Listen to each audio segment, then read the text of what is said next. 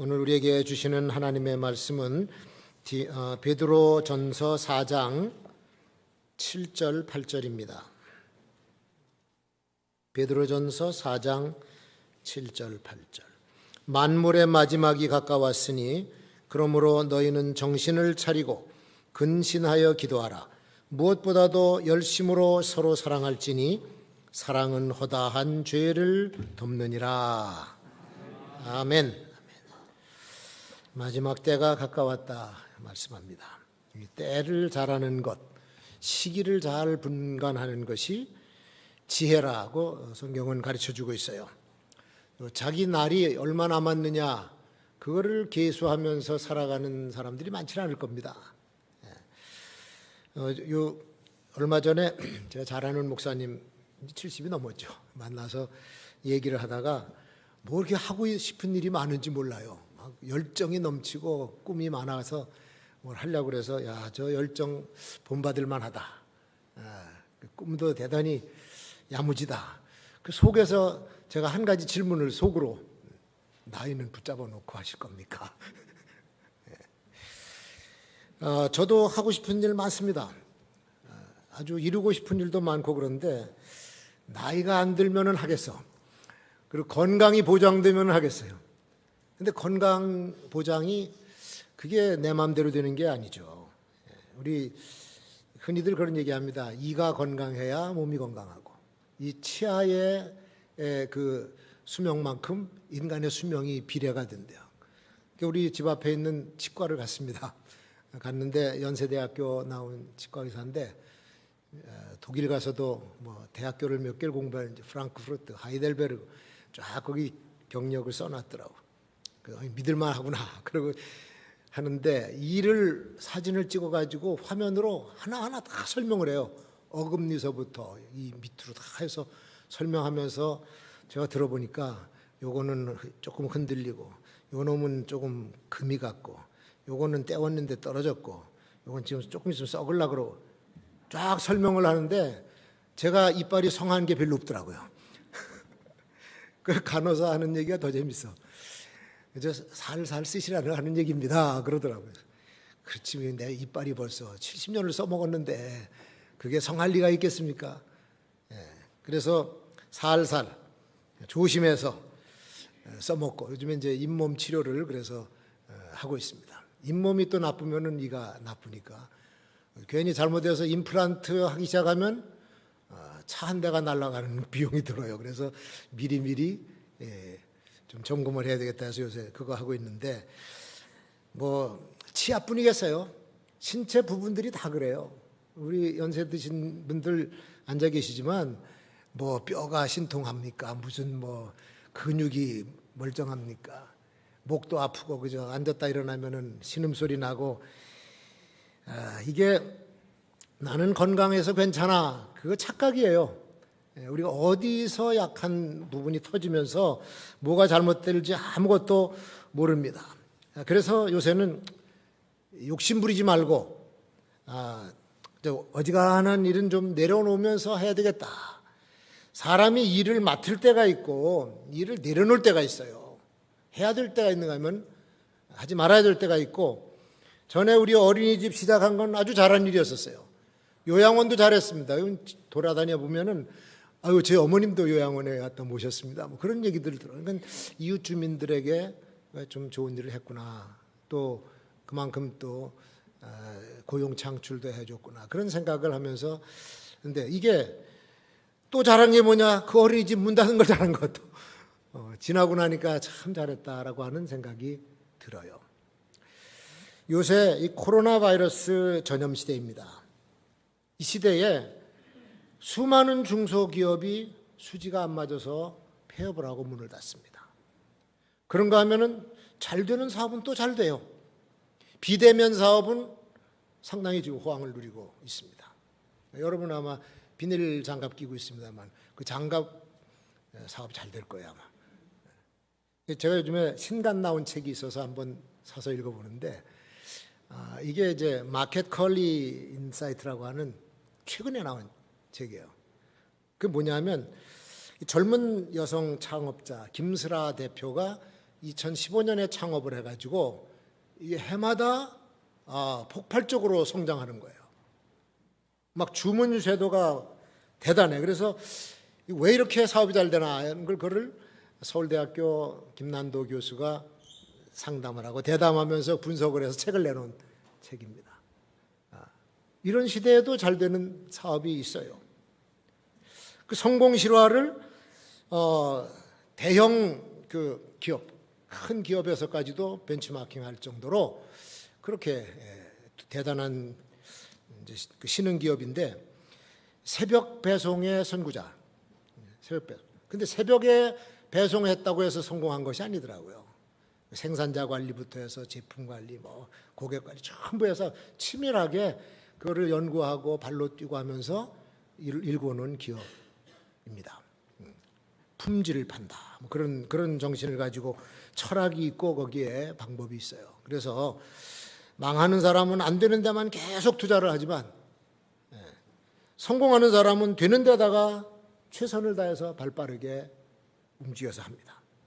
그런 사람들이 시대와 상황과 때를 아는 사람들이 아닌가, 그렇게 생각을 해요. 여러분, 지금 우리는요, 몇 개월 전의 상황과는 전혀 다른 새 시대를 지금 살고 있어요. 그리고 그 시대로 이제 못 돌아갑니다. 한 번도 가보지 못한 길을 걸어가고 있고, 한 번도 경험하지 못한 일들을 우리가 하고 있는 거예요. 애들 교육 완전히 바뀌어질 것 같습니다. 학교도 지금 못 가는 상황이에요. 그러니까 교육의 환경, 교육의 시스템, 교육의 콘텐츠, 그 내용들, 모든 것들이 다 비대면 시대에 맞는 교육이 앞으로는 이루어지지 않겠나. 인공지능 시대가 눈앞에 와 있는데, 그러니까 지금 우리가 살고 있는 이 시대는 현대가 바로 마지막 시대의 끝이 아닌가라고 자꾸 느껴지는 거예요. 베드로 사도가 오늘 이 편지를 썼던 이 시대에도 성도들은 마지막 때가 가까웠으니라고 하는 메시지를 들었습니다. 2000년 전에도. 근데 그때 그 성도들의 느낌하고 오늘 우리가 이 말씀을 읽을 때 받는 감각하고는 다른 거죠.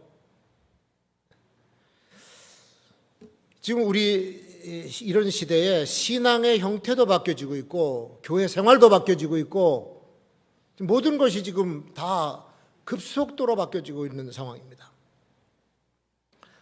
그 상황에 맞게 우리의 신앙의 형태와 자세나 이런 것들이 다 새로워져야 되지 않겠나, 그런 생각을 해보면서 이런 긴박한 상황 속에서 거기에 맞도록 우리의 삶을 적응시켜 나가는 지혜가 필요하다.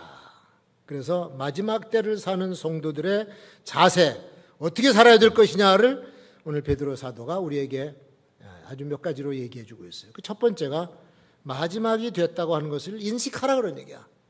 끝이 온다고 하는 사실을 깨닫고 인식을 해야 된다는 얘기입니다. 인간의 역사는 돌고 도는 것 같지만 성경은 시작과 끝을 얘기하고 있어요. 창조가 있으면 종말이 있고 심판이 있습니다.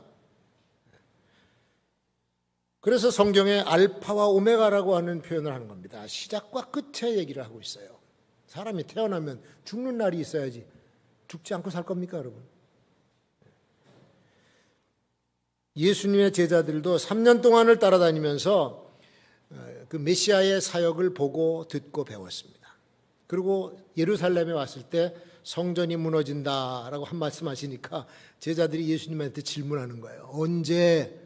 언제 그런 일이 나겠습니까? 세상의 끝에는 무슨 징조가 있겠습니까? 그렇게 질문하는 거예요. 언젠가는 끝이 날 텐데 끝의 징조가 궁금하다는 얘기죠. 사람들이 종말의 얘기를 하면은 대부분 먼저 하는 질문이 언제? 때를 물어요. 때. 언제 그런 일이? 그 말을, 그런 질문하는 것은 준비를 해보겠다라고 하는 질문이기도 하고, 좀 오래 남았으면은 시컨 즐기다가 그때쯤 가서 제대로 해보겠다 하는 기회주의적인 그런 아마 마음도 깔려 있지 않나, 그런 생각을 하는데, 그나마 마지막 때에 대한 관심을 가지고 질문했다는 것은 건강한 질문이죠. 이것도 모르고 사는 사람이 있어요.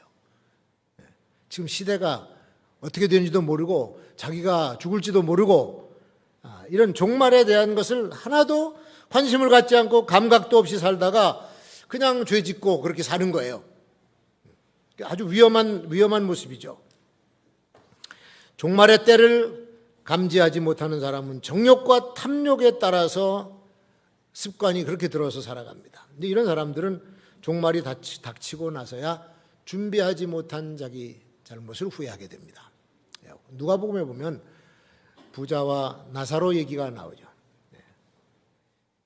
부자와 나사로, 자기의 종말이 한순간이라도 종말에 대해서 깨달았다고 하면, 생각해 봤더라고 하면 갑자기 음부로 떨어지진 않았을 것인가. 자기는 죽지 않고 그냥 그대로 그렇게 잘 살고 갈 줄 알았어. 아무 대책이 없는 거죠. 종말에 대해서 무지한 삶을 살았다는 얘기입니다. 그런데 어느 날 갑자기 그날이 닥쳐온 거야. 자기에게도 왔고 거지에게도 왔어요. 둘이 같이. 그래서 한 사람은 아브라함 품에 안겨서 평안을 누리고, 거지 나사로, 자기는 뜨거운 불에 떨어져서 목이 타고 견딜 수 없는 고통을 겪고 있는 겁니다. 거기서 이제 준비하지 못한 자기의 잘못을 땅을 치면서 후회하고 간청을 합니다. 아버지 아브라함이여, 내가 형제 5이나 있는데 저 사람들은 여기가 이런 줄도 모르고 있으니까 제발 나처럼 여기 오지 않도록 나사로를 보내서 저들을 좀 깨우치게 해주세요. 전해주세요. 그렇게 얘기하니까 아브라함이 하는 얘기가 쓸데없는 짓이다.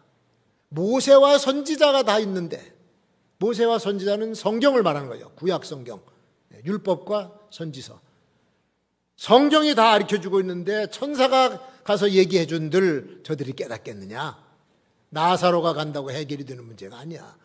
미리 지혜롭게 깨닫고 준비를 했어야지. 세상의 정욕과 쾌락의 습관이 들면 심판의 불이 떨어지는 가운데서도 못된 짓을 합니다. 준비를 안 합니다.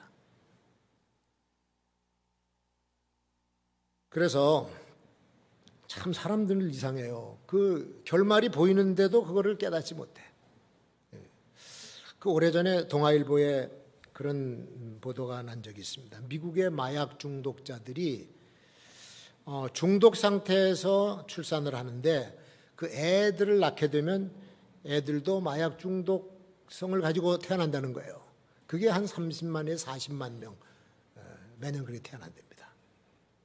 태어나는 건 좋은데 그 다음엔 사회 적응이 안 돼요. 정서 불안에다가 뇌막염에다가 만성 설사에 각종 질환을 달고 태어나게 되는 겁니다. 그러니까 보세요. 마약 중독자였던 부모들이 내가 마약을 끊지 못하면 이런 애가 태어날 것이다 몰랐을까요? 담배 피우는 여자들 요즘 많습니다. 젊은 여성들이 학생 때부터 피우는데 임신한 여자들은 치명타입니다. 이건. 그런데 못 끊는 거예요. 마약을 못 끊는 거예요. 그걸 알았으면 벌써 끊어냈지. 마약뿐만이 아닙니다. 세상에 속해서 벗어내지 못하는 아주 불의들, 거짓, 쾌락, 폭력, 분노, 원망, 원한 이런 것들 전부 지금 끌어안고 사는데 이거 못 끊어냅니다. 종말의 그림자가 드리워도 깨닫지 못하고 악행을 계속하게 되고, 그렇기 때문에 마지막에 있는 것을 깨닫고 예비하는 지혜로운 자가 되라 그런 얘기예요. 마지막이 가까웠다는 것을 감지하고 우리는 오늘도 종말을 생각하면서 살아가는 성도들이 되어야 될 줄로 믿습니다. 그리고 두 번째 보니까 정신을 차리고 근신하여 기도하라. 정신을 차리고 근신하여 기도하라. 마지막 때는요, 놀랄 일들이 많이 생깁니다. 당황스러운 일도 생깁니다. 예측하지 못했던 일들, 말도 안 되는 그런 끔찍한 일들이 거듭거듭 생겨요. 그러니까 그런 상황이 벌어지면 사람의 생각이 혼미해져요.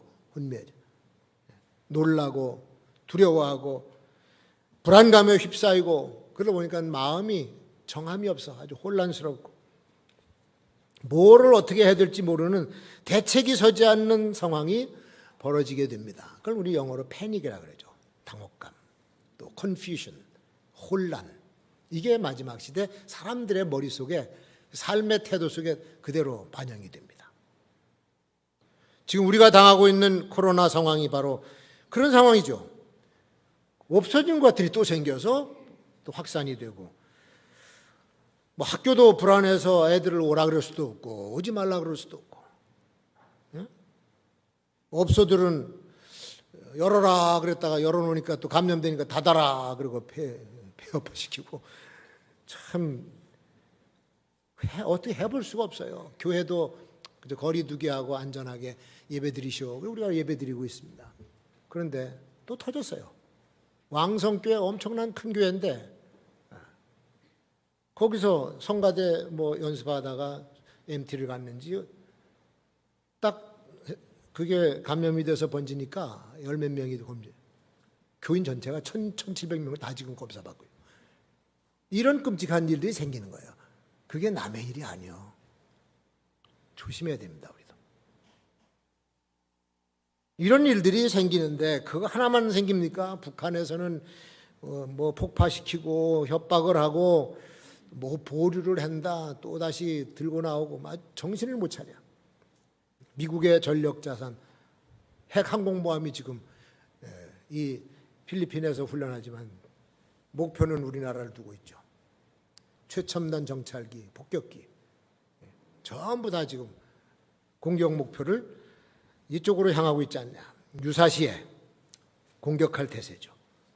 경제 엉망입니다, 지금. 산업이 무너지고 요새 또 비정규직을 정규직 시켜주는데 불공정하다 해가지고 아주 취준생들이 난리가 났습니다.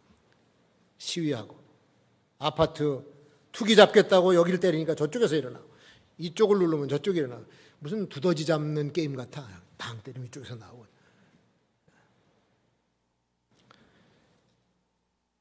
국회는 여당이 독주하고 독재할 가능성이 높아졌다는 거, 야당이 또 막 지금 불만스럽고 요새 4분의 1 정도는 불법 부정투표에 연루가 됐는지 지금 수사를 하고 있고 아주 혼란스러운 시대입니다. 정치, 경제, 외교 모든 문제에 있어서.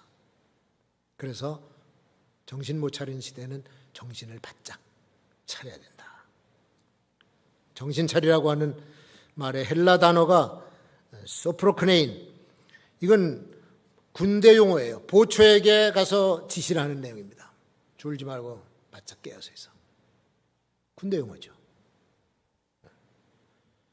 전에 21사단 있던 그 민통선 북방에 그 군목 목사님이랑 가는데 산중턱에 산이 있어요. 연대장 사택이에요. 저기 작년에 북한 특공대들이 와서 목을 잘라갔습니다. 가끔 목 잘라간대. 졸면은 죽는 거예요. 그래서 깨어서 정신 차리고 깨어있어라. 말세 성도들은 세상 사람들과 같이 정신이 혼미해지면 안 됩니다. 우왕좌왕해서도 안 됩니다. 야, 이거 큰일 났구나. 어떻게 하나? 뭘 해야 되지? 이게 허둥지둥 부안회동, 이 사람 말 쭉 쫓아가고 저 사람 말 쭉 쫓아가고, 그런데 빠지면 안 된다 그런 얘기예요. 복싱 선수가 경기하면요, 상대방을 얻어 맞으면서 눈을 뜨고 봐야 돼. 그게 무하마드 알리가 그걸 잘하잖아. 펀치가 막 소나기처럼 쏟아져도 피하면서 다 보는 거야. 1라운드 지나고 7라운드 막 기운 다 빼놓고 그 다음엔 정확하게 지가 때려서 눕히고 그 다음엔 챔피언 되는 거지. 같이 정신없이 팔을 휘두르고 대들다간요 기운 빠져갖고 져요. 우리 사는 시대는 정신 차려야 될 때 그것도 정신을 바짝 차려야 될 줄로 믿습니다. 근신하라고 또 그래요. 근신은 이게 헬라 네포라고 하는 단어인데 술에 취해서 몽롱한 상태에서 빨리 깨어나라는 뜻입니다. 아주 지금 몽롱해. 지금 정신이 오락가락. 진지하고 민감한 마음 상태를 갖추라는 얘기예요.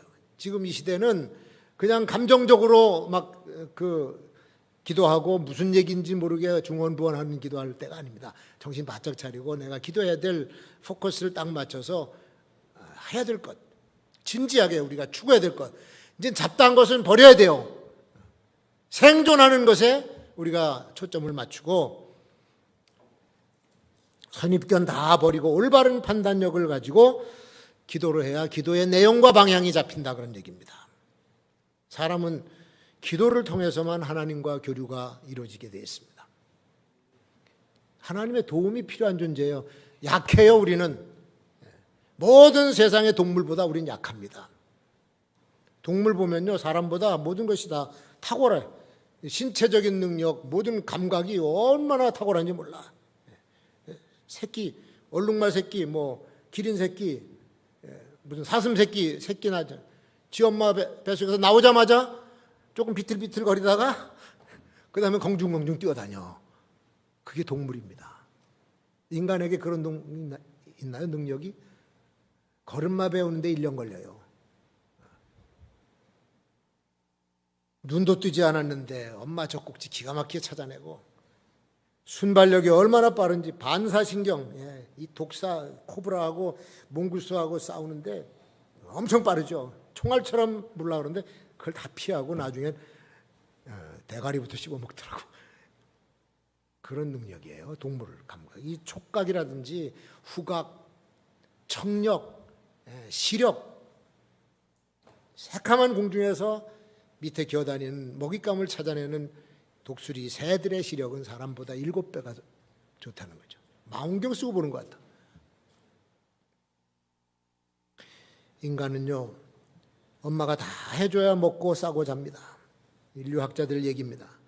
인간은 1%만 자기 능력이고 99%가 문화적인 경험을 통해서 영향을 받는다. 그런 얘기를 합니다. 우리 인간에게는 동물이 없는 하나님의 형상이 있어요. 하나님의 이미지가 있어요. 근데 그 하나님의 형상도 기도할 때에 드러나게 되는 것이지 그냥 드러나는 게 아니죠. 기도하지 않는 사람은 그래서 그냥 사람 냄새가 날 뿐이야. 자기 중심적이고 자기 고집, 자기 감정, 그냥 그렇게 자기 위주적으로 살다가 파멸로 들어가. 근데 기도하는 사람들은 하나님의 속성이, 성품이 드러나게 돼 있기 때문에 여러분, 우리가 기도하면서 하나님과 가까워지고 그분의 성품을 드러내는 성도들이 되어야 될 줄로 믿습니다. 마지막 시대에는 그렇게 살으라는 얘기예요. 신앙이 무르익으면 무르익을수록 달라는 소리가 죽어들어. 우리 기도에는 주시옵소서라가 많아요. 주시옵소서. 그것도 그냥 주시옵소서가 아니라 주시옵소서. 미슈입니다. 주시옵소서. 그 외국 목사님들이 아니 주시옵소서가 뭐냐, 한국말에 기도할 때 되면 저 소리가 많이 들리는데 주시옵소서가 뭐냐. 또 그리고 입니다. 그 입니다가 뭐냐. 주시옵소서는 기쁨이란 뜻이다. 달라는 거예요. 달라는 거. 근데 기도가 무르익으면 하나님의 얼굴만은 바라보는 거예요. 하나님의 얼굴만 바라보면서 그분의 성품을 내 속에 담는 것이, 그게 성숙한 기도라 그런 얘기죠. 뭘 자꾸 달라고 그럽니까? 달라면 없어지고 받으면 없어질 건데. 여러분, 우리가 정신을 차리고 주님께 포커스를 맞추고 그분의 형상을 닮아가는 그런 기도에 힘쓰는 말세 성도가 되어야 될 줄로 믿습니다. 자, 마지막 그 한 가지 더, 서로 열심히 사랑해야 된다. 열심히 사랑하라고 8절에서 말씀을 하죠. 그러니까 이 종말의 신앙은 사회적인 윤리를 강조합니다. 서로 사랑하라. 그게 명령이야. 사랑을 하되 그냥 하는 것이 아니라 열심히 하라. 열심히. 열심히 사랑한다고 하는 말은 적극적인 사랑이고, 찾아가서 하는 사랑이고, 기회를 만들어서 하는 사랑이고, 그렇게 하다 보면 나중에 원수까지 사랑하게 되는 아가페의 사랑을 갖게 된다. 그런 얘기죠. 그게 말세 성도에게 주시는 성경의 메시지입니다.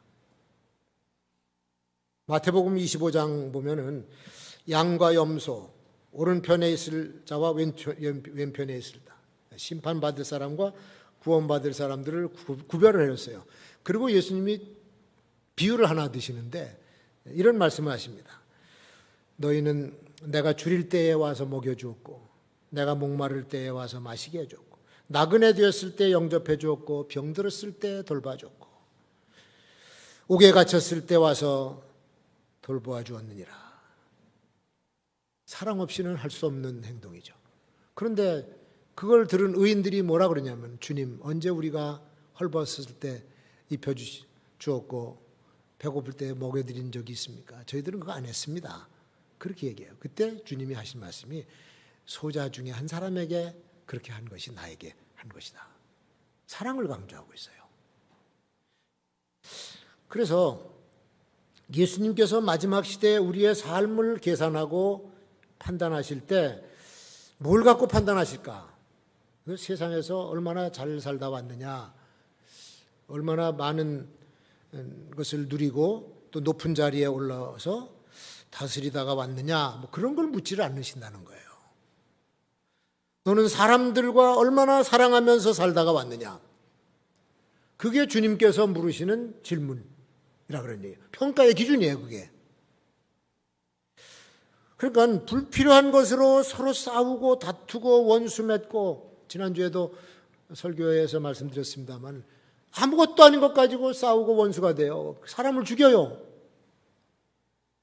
그게 사랑이 메마른 상태에서 나오는 그런 현상인데, 디모데후서 3장 2절에 보면 말세가 되면 사람들이 원통함을 풀지 않는다. 그러니까 계속 송사하고 싸우는 거죠. 원통함을 풀지 않는 거예요. 그리고 원수만 자꾸 생기는 거예요. 재미난 얘기를 읽었습니다. 우리나라에서 꽤 이름 있는, 지금은 다 원로 목사님이 되셨는데, 그 목사님이 고향 대선배한테 부탁을 하나 받았대요. 부르더니, 자네 말이야, 내 편에 좀 서주게나. 그때 교단에 이제 여러 가지 분쟁거리가 생기고 이제 의견이 갈리니까, 상당히 영향력 있는 목사, 큰 교회 목사님이니까 내 편에 서주면은 그래도 그 편에 사람들이 많이 숫자가 늘어나겠다 해서 정치적인 제스처죠. 그래서 서달라고 그랬는데, 이분이, 선배님, 저는 그냥 이 자리에 있겠습니다. 그쪽도 안 가고 이쪽도 안 가고 제 자리에 있겠습니다.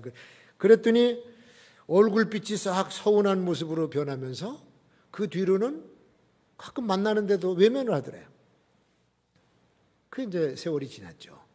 그리고 이제 그분도 이제 은퇴하고 80이 넘은 노 목사님이 되셨는데, 그때 돼서 한번 찾아오시더래요. 찾아오셔서 하신 말씀이, 나 자네한테 너무 서운해서 미안하다. 나 이제부터는 이 편도 저 편도 아니고 다 사랑하려네. 그렇게 얘기하시더래요.